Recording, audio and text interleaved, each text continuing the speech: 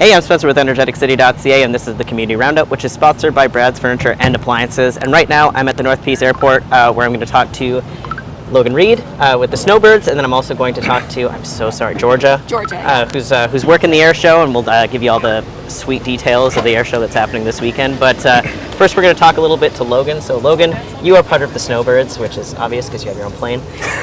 But can you tell me a little bit more about the Snowbirds? So, Georgia actually asked you a really good question earlier. Is this active duty for you? It is, and that's one thing that a lot of people don't realize. We have these fancy red suits and everything, but everyone here is a regular force, full-time Canadian Forces member. We come from all over the country, coast to coast to coast, and we work as part of the Snowbirds after trying out for through a rigorous selection process for 3 to 5 years normally on the team, where we tour around, do air shows all summer. We start off in the United States normally, but then we come back to Canada. We do air shows all across Canada, finish off in the United States, and then train all winter long for the next year round. What's really unique about the team is there's 9 aircraft in the formation. That's pretty special. So that's a lot of planes. If you come check out the air show to see that really close together, there's loops and rolls and smoke trails to music. It's a really exciting time. I highly recommend coming out to watch it. That's awesome. And with these planes, is there anything unique about these planes as compared to other planes? They're of a certain vintage. They're designed and built in the early 1960s, but they're designed and built in Canada. Canada Air made them, and they were used for decades as a pilot trainer, based out of Moose Jaw, Saskatchewan as well. So every pilot that went through the Canadian Forces spent some time in this cockpit right here. They sat side by side with their instructor, and they learned the tools of the trade. Now, they were retired in the 90s. Now we just use them as a Snowbird demo jet. They're great at what they do. We love them. They're very stable. Their speed, the relatively slow speed, we only go about 300 knots during our performance. It sounds pretty fast. We fly at each other at speeds of 1,000 kilometers an hour sometimes, to put it in context.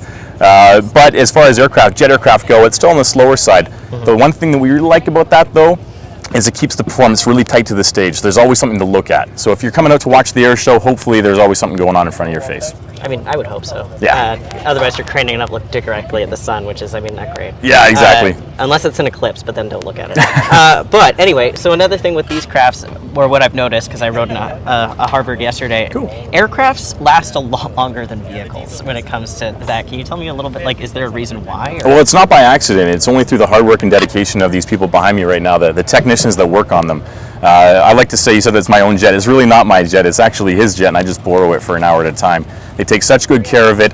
It's picked over with a fine-tooth comb every time we take off and land, and that's the only reason really they're still going for as long as they have. We have a very good maintenance program that keeps them in the air. That's excellent. And one more question for you, because I know you're a very busy guy. What got you into the Snowbirds? Well, I went to air shows when I was a little guy, actually. My dad took me.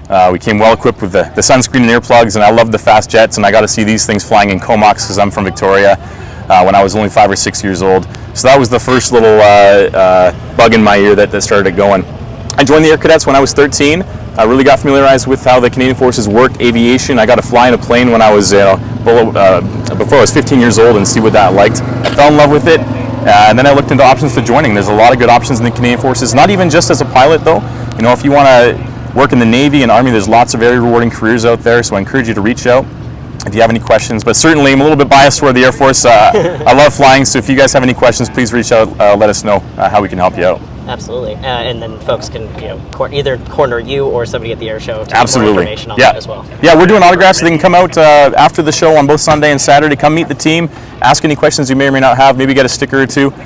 We'd love to come meet you. All right, I'm going to have to track you down for that sticker. Sounds good. Awesome, Logan. Well, thank you so much. Anything else you want to add before I get you pass your microphone on to Georgia there? Yeah, well, we're really excited to be back. It's been 5 years since we've been back in the Peace River region. So please come check us out. It's not every day we get to come up this way and say hi to all you fine folks. We're looking forward to it. Please come prepared. Like I said, bring some sunscreen, some earplugs for the children, and we'd love to meet you. Awesome. Well, thank you so much, Logan. My pleasure, Spencer. Thanks so much. Do you wouldn't mind just passing your remote? Of course. Yeah, you bet. Over to you, the fuzzy caterpillar. Thank you, the fuzzy caterpillar. Let's figure that out. Well, Georgia, you've had a very long few days here. You've been kind of getting everything set up. You've got a bunch of media passes, which you've been handing out. So what can we expect, and what does it feel to finally be kind of planning this again after COVID and all the other delays? It has been incredible. So being able to actually, bring the Snowbirds, bring the Skyhawks, bring all of our performers here for this weekend has been a fantastic feeling, especially knowing that we haven't hosted a show since 2017. So I know I speak on behalf of the entire board and committee. We are so excited for this weekend. Yes, it's been a little chaotic getting everything set up, but it's all going to come together and we're incredibly excited. I bet. So, can you tell me a little bit more about the event? Is there a cost to get in? Yeah, so if you buy your tickets online, so before you come to the gate, they are $35 online or they are $40 at the gate. We are only taking cash at the gate at this time, so we do encourage you to buy them online. And then we do have a seniors discount, so you just have to go check that out on the website, which is www.fsjairshow.com, and you can find all of the show info and tickets there as well. Excellent. And when does this kick off? So showtime on Saturday is going to start about 5:45. The gates open at 4. Sunday, gates are going to open around 11 a.m. and the show is going to kick off around 1:30, 1:45. Excellent. And where do we go? So we are going to have some parking here. So our good friends over at Search and Rescue are going to be managing the parking lot for us. Parking is $20 cash.